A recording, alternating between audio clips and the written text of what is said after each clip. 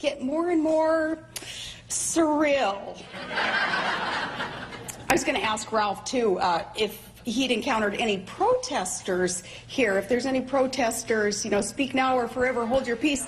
Because facing the protesters, facing the critics, that's something I do well. And it's easy to spot them in the parking lot in their itty-bitty purple Volts. What gives them away is that re-elect Obama bumper sticker. That bumper sticker might as well say, yeah, I'm still dense. Really, I've rolled my truck window down as I pulled up to these guys, some of them, and said, really? Why? You know, sincerely wanting to know what is their thinking. Why would they support failed policies? And one reply I got before the 2012 race, a guy said, well, I'm not a racist, so I voted for him to prove it. And I replied, nor am I a racist. And hey, buddy, next time, vote for someone else to prove you're not a knucklehead. But now more than ever, it just seems so Orwellian around here. You know, 1984 and, you know, before this 1984, terms like leading from behind meant following. And like the other day, the White House testifying before Congress, bragging that they used the least untruthful statement. Now, where I come from, that's called a lie. Yes, officials lied and government spied, and in Benghazi, government lied and Americans died. But finally around here, those scandals are being revealed. Finally, you know, people are waking up to what's going on, and these scandals are coming at us, though, fast and furious. And kind of reminds me of a comedy routine that my friends my really, really good friends at Saturday Night Live do.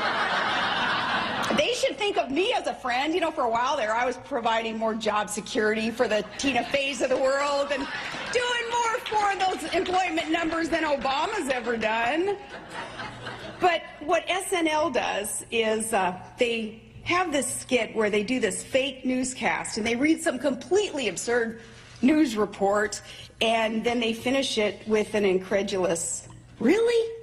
Well, as in, our government spied on every single one of your phone calls, but it couldn't find two pot-smoking, deadbeat Bostonians with a hotline to terrorist central in Chechnya.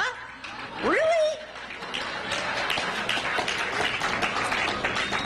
And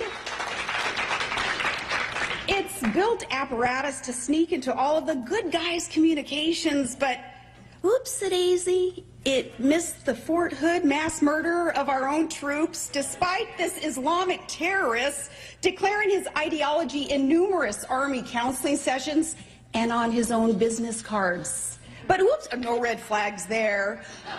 Whoopsie, really? And our government passing something called, well, it's Obamacare, but the Affordable Care Act. I'll repeat that, the Affordable Care Act. And its chief result, making our health care premiums enormously unsustainably more expensive with death panels to boot, and now hiring up to 16,000 to 20,000 perhaps armed IRS agents to implement this act. Well, the IRS. It can't figure out how it managed to spend over $4 million on a training conference because it didn't keep its receipts. Really? All right, there you're listening to former Alaska Governor Sarah Palin, part comedian, part pundit there at the Faith and Freedom Conference there in Washington.